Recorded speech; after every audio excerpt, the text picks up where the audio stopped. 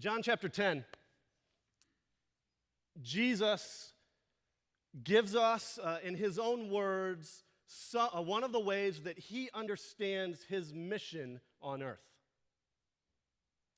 As John records the story of the life and ministry of Jesus, we reach this point in chapter 10 where Jesus explains to us how he understands why God sent him to earth and what he is hoping to accomplish through his ministry here among us. So in John chapter 10, verse 10, we read these words. This is Jesus speaking, and he says, "The thief comes only to steal and kill and destroy.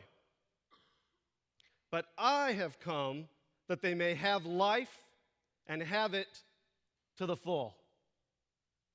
So as Jesus understands what his reason for coming to be among us in this world is that we, because of what he has done, would have life to the full. Some translations use the word abundantly to describe the kind of life that Jesus says that we should have, that he has come that we might have abundant life. I love the way that the Amplified Bible renders this verse. It reads, "The thief comes only in order to steal and kill and destroy. I came that they may have and enjoy life and have it in abundance to the full till it overflows."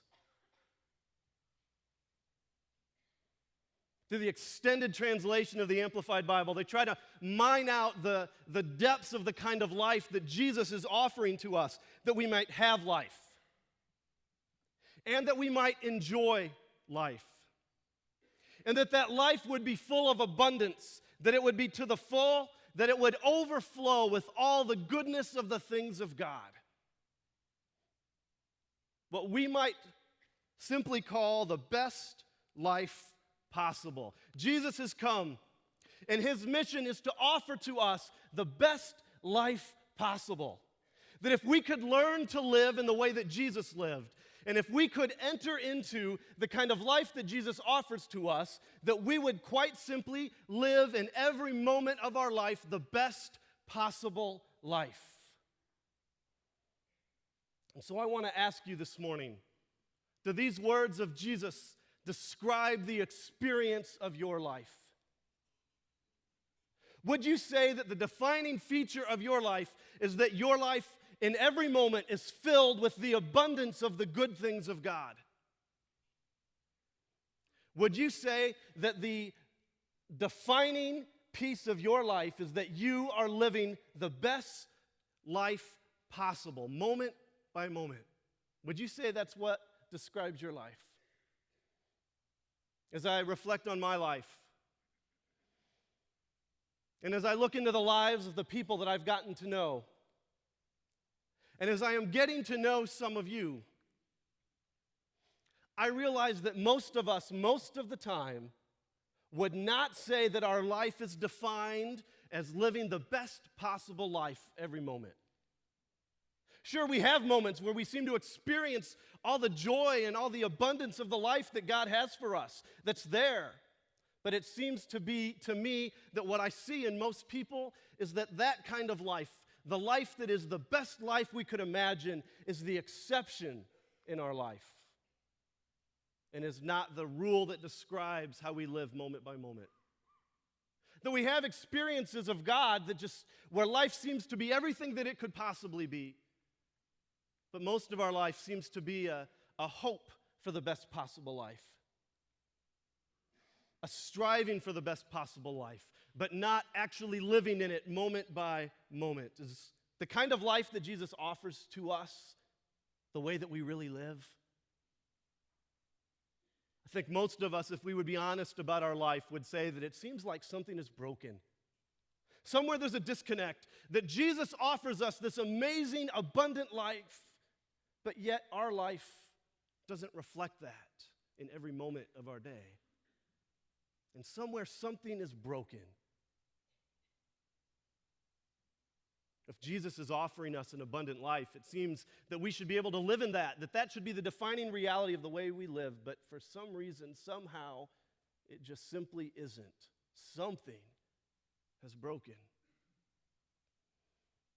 In Mark chapter 5, we bump into a beautiful story of a woman who has something broken in her life.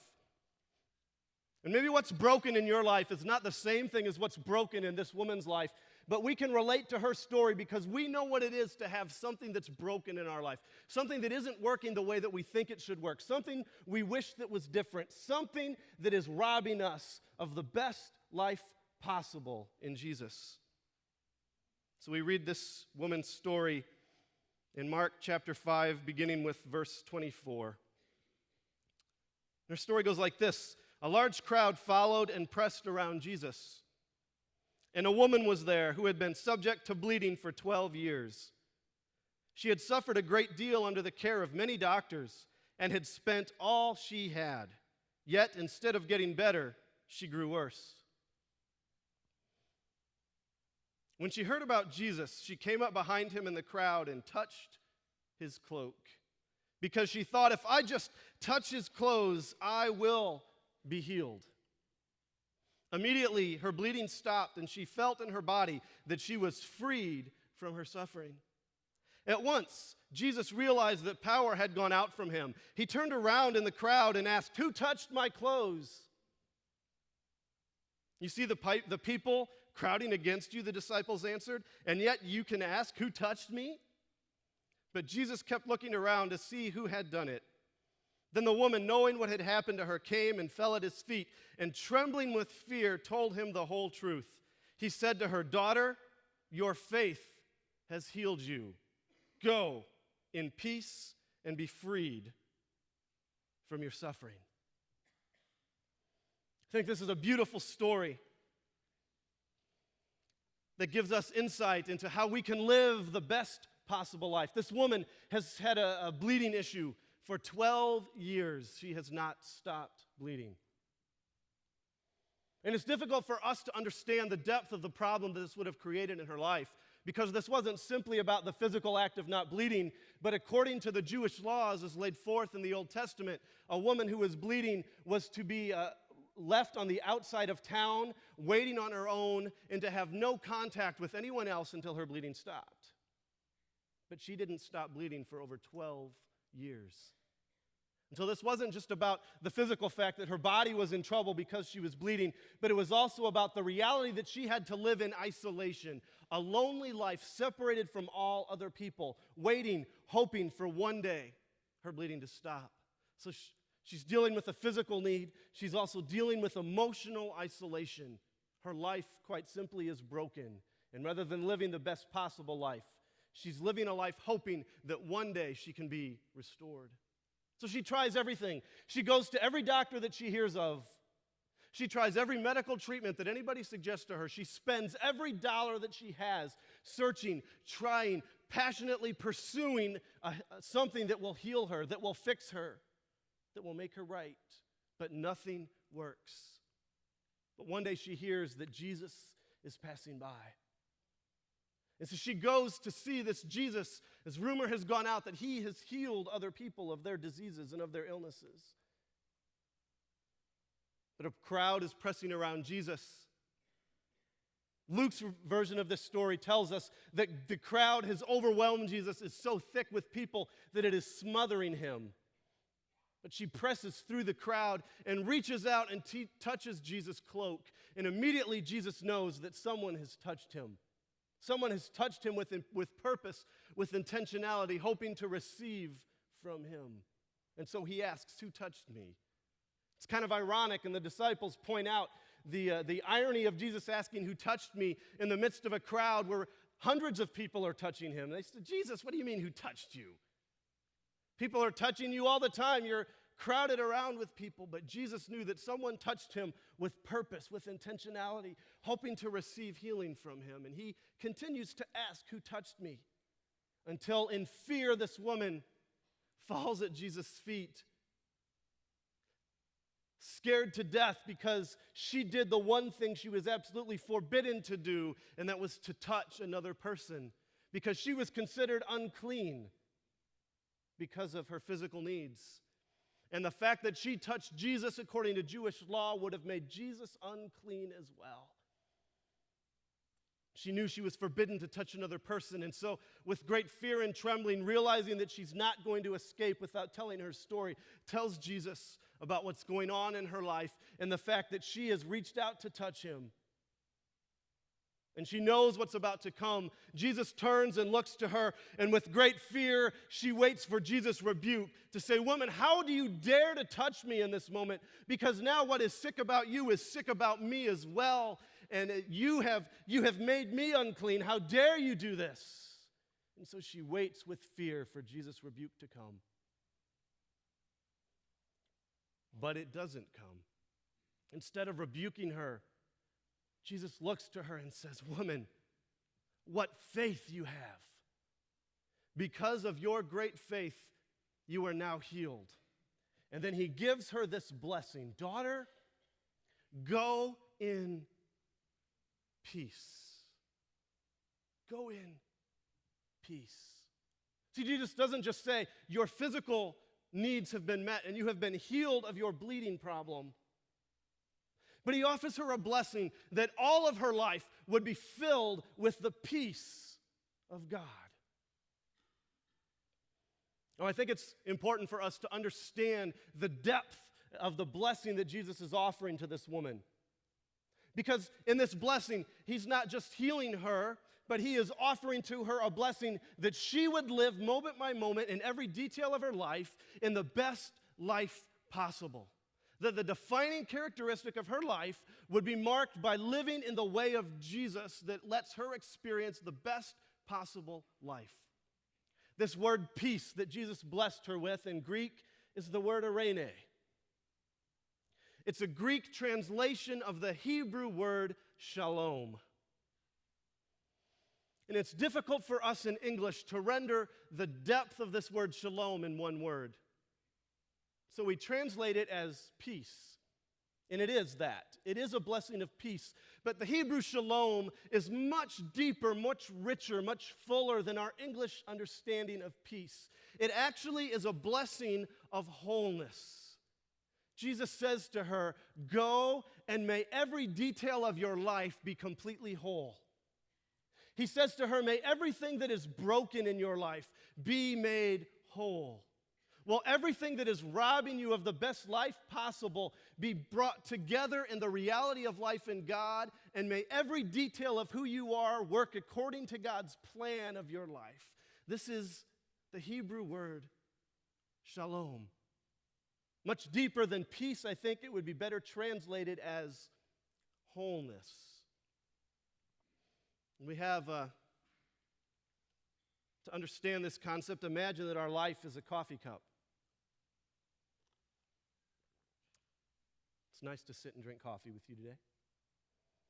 So imagine that your life is a simple coffee cup. And I offer this to you to drink, but it's not filled with coffee today, it's filled with something else.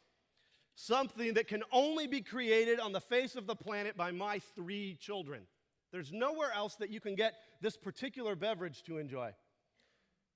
See, they have a particular habit that's, I think, unique to them of taking a sippy cup filled with milk and taking it with them in a minivan, and then leaving the minivan themselves, but leaving their sippy cup filled with milk behind, where it sits in a van that is heated by the sun rays that enter the van but cannot escape to a temperature of about 100 degrees for about 3 weeks as this milk sits under the seat. Until one day I have the opportunity and the joy of going and cleaning out the van and finding a sippy cup under a seat that once upon a time was filled with milk. And it is now filled with something that is half liquid and half chunks. And then I take it into the house, and normally what I do is I hold my nose with one hand while I pour into the sink what used to be milk, but is now semi-liquid, semi-chunky, and it stinks worse than anything I've ever smelled before in my life. And I hope that I have not eaten anything in a couple of hours before I have to clean out this cup, because if I have, it's difficult to hold down my lunch. The only place you can find this particular beverage is through the creation of my children in my minivan. But on this particular day, let's imagine that instead of pouring this beautiful creation into the sink, I pour it in a Macon cup. And I ask you to join me for a wonderful beverage, and I offer you 3-week-old chunky milk to drink. How much would you enjoy joining me for this wonderful beverage? I, of course, would drink fresh brew and allow you to enjoy the chunky leftover old milk. I don't think many of you would enjoy this very much. You probably wouldn't drink more than one sip before you decided this wasn't what you had in mind today. So appropriately, you would probably choose to find the nearest place where you could dump out this drink that I've given to you. And now you thankfully have a cup that no longer has yucky, chunky milk in it to drink. And you're very glad to no longer have a cup full of leftover, chunky, rotten milk. But then what are you left with? You're just left with an empty coffee cup. Well, that's not a lot of good for you either, is it? I mean, this cup by itself with nothing in it isn't very exciting. It's just an empty cup. Well, I think this has a lot to do with the way that we usually think of the word peace. See, we think of our life as sometimes being filled with stuff that's kind of like yunky, rotten chocolate milk. Chunky milk. Doesn't matter if it's white or chocolate, does it, if it's old and chunky. And we think sometimes there's violence and there's hatred and there's aggression and all kinds of nasty stuff that is just junking up our life like rotten milk. And we have defined peace as removing the junk from our life. And so if there is peace in our life, it means that we are not fighting with anyone. If there's peace in the world, it means that there's not war taking place. If there is peace, it means that there is an absence of violence and an absence of hatred and an absence of aggression. And we have said that that's what peace is. We've defined peace simply as emptying out the coffee cup. But if all we do is empty our coffee cups, if all we do is remove the junk of hatred and violence and aggression from our life, if all we do is remove what's broken in the world, we're not left with anything that's good. All we're left is with an empty vessel. And so when the Bible talks about peace, it's not simply talking about removing the junk from our life. It's talking about filling our life with the goodness of God. It's about trading in the empty, yucky, gross coffee, dumping out what was in that cup, and then trading that in for something that's filled with beautiful caffeinated goodness. I mean, who really wants just to clean out their coffee cup and then have an empty, clean cup when they could fill it with warm, delicious, beautiful Macon coffee? And that's what peace is like in the Bible. It's not just Jesus saying, I want to empty out the junk in your life, but it's I want to fill you with all the goodness of God. And so when Jesus says have peace, he's not simply saying go and don't fight with anybody. He's saying let me cleanse out all that's broken in your life and then fill it with all the goodness of God. May you have peace. May you have shalom. May you have wholeness. May everything that's broken in your life be restored and recreated so that you can live the best possible life. That's shalom. That's the promise, the blessing that Jesus gives to this woman who came to be healed. And I think that's the blessing that Jesus wants to give to you. It's the blessing of a John 10:10 life, that you would live the best life possible. But I have some bad news for you. As you long to experience this best possible life in Christ, here's the bad news. Everyone is broken. There is no one who lives who isn't messed up somehow. Everybody has got junk in their life. Everybody's got some rotten, chunky milk that's been poured and lives and rots in their life. See, I've found out that there is not a single person who has ever emerged from their family of origin without some wounds in their life. It's universal to the human condition that as part of growing up in a family, you are hurt, you are wounded, and something in you is broken from living in the family that you lived in growing up. None of us had perfect parents. And try as much as our parents wanted to give us everything that we needed to grow up and be healthy and emotionally whole and mature, something in us was broken from our parents. And if you had siblings, there was something in your relationship with your siblings that caused you to be broken somehow. And your friends weren't perfect, and your teachers weren't perfect. And somehow in your growing up time, something in you was broken. There is no one who comes out of their growing up time in their family without having some wounds in their life. I was broken, you were broken. Everyone in this room has got some junk in their life that you were carrying from your childhood. It's universal. That's the bad news. But guess what? I have some even worse news. Cheer you up even more. I've discovered just from walking through life with some people that most people never deal with their junk. Everyone's broken in their childhood. Everyone is wounded somehow. And most people throughout the course of their life never deal with their junk. They never let God put back together what's been broken in their life. They never allow God to cleanse out that chunky, rotten milk that's festering inside them and let it be replaced with something good and pure and wholesome. Most people never do that. And so they go through their entire life living out the junk that they've carried with them instead of living in the best possible life that God has for them.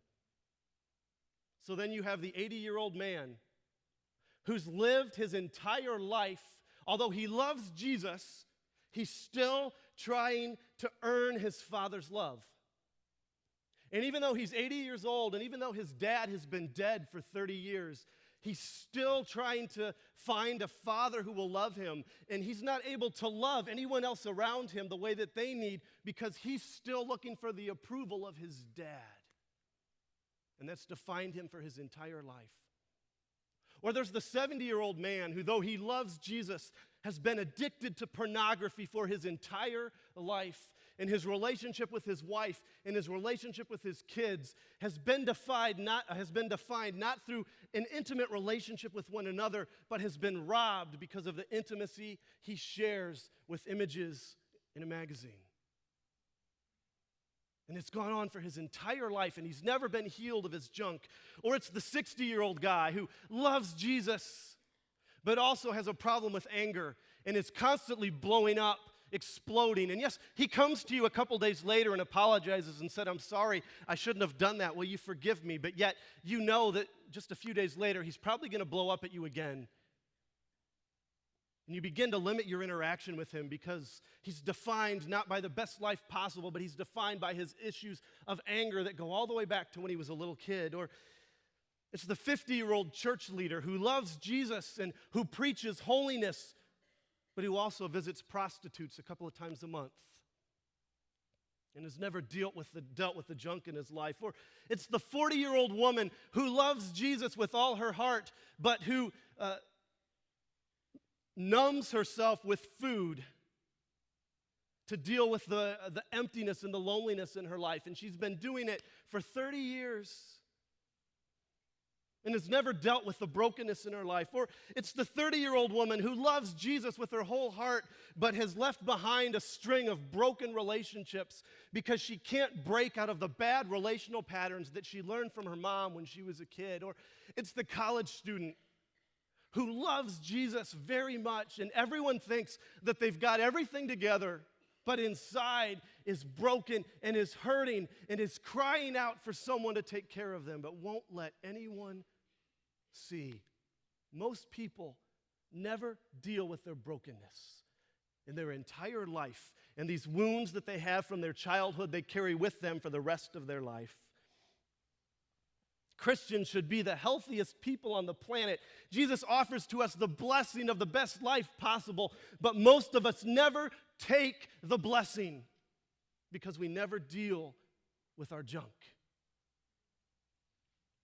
Some bad news and some worse news, but this is a sermon that we're pretending is a Macan talk, so there's got to be some good news, right? The good news is this.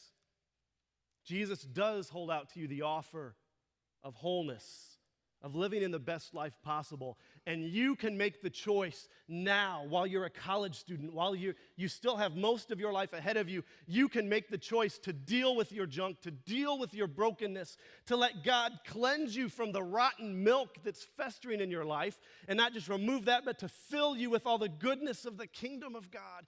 And you can choose to allow that to happen now while you're young. I am so tired of looking at people who have lived their entire life following Jesus but have never been healed of their junk. And they're defined not by their life in Jesus, but they're defined by the junk that they have carried with them their whole life. And they have been robbed of the joy of the life that God has for them. And I am tired of seeing this. But you have the opportunity to do whatever it takes to pursue the best possible life in God. Let me ask you this question. Who has access to your inner world? Who do you let see the junk in your life? Most people don't let anybody know what the rotten milk is that's in their life. Most people don't let anyone have access to their junk. But until you find a group of people that you trust who have access to your inner world, who have access to your junk, you will never become whole. Why is that? Because our possibility for self-deception is too great. Quite frankly, you have an amazing ability to fool yourself into thinking everything is okay when it's not. And so God created us with a need for community. And so you need some mature friends who can walk the journey to wholeness with you. But beyond your friends, you need a mentor or a spiritual director or a counselor to walk this journey with you to help you become whole.